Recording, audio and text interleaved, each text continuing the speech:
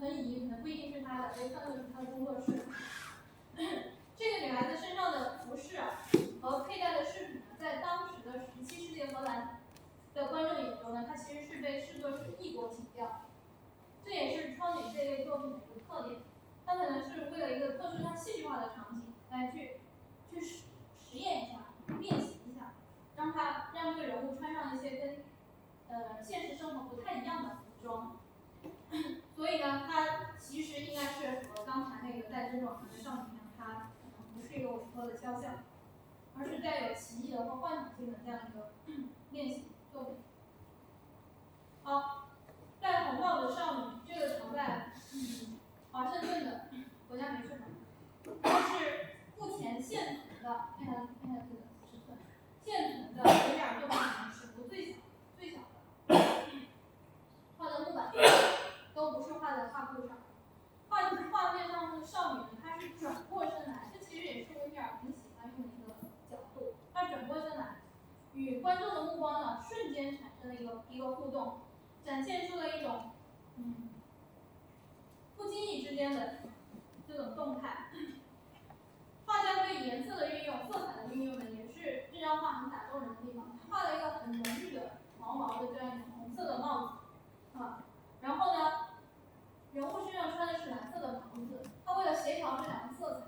他中间用了个白色的这个类似于像领巾一样的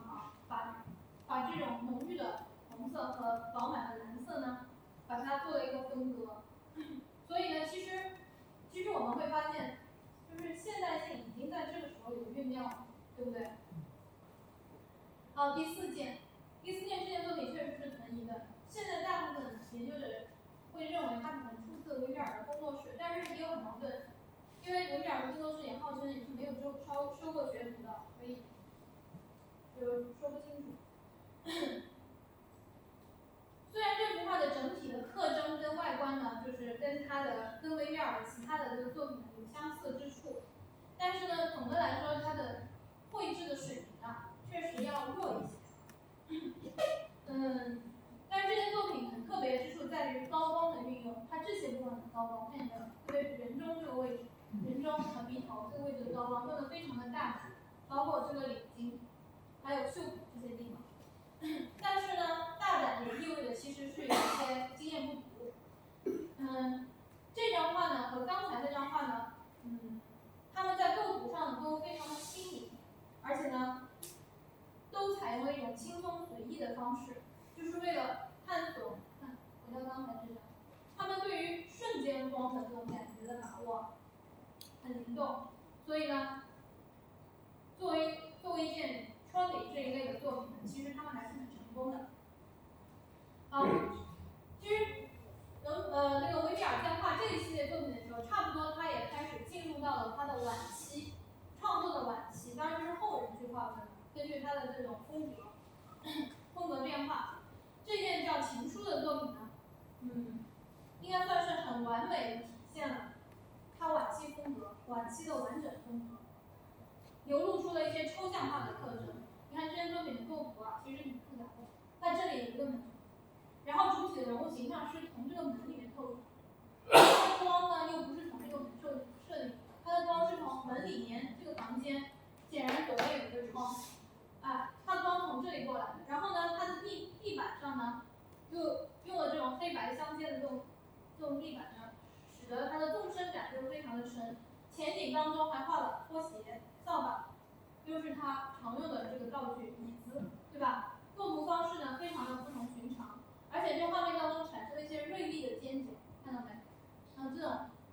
这个帘子和门切割产生了尖角，这个下面的这个扫把也产生了很多尖角，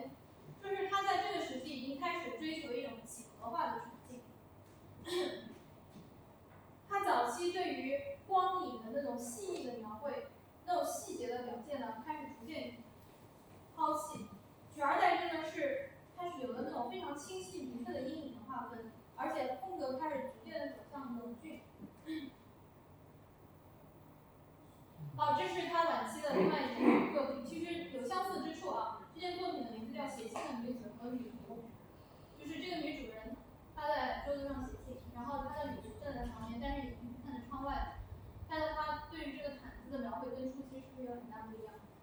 开始块面化、概括的去描绘它。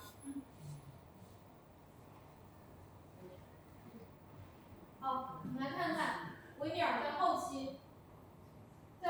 的非常精妙的作品，这件作品叫《绘画艺术的预言》，它其中有很多细节都展示了他晚期的风格特征。桌子上的东西很模糊的，桌子上的部件非常的模糊，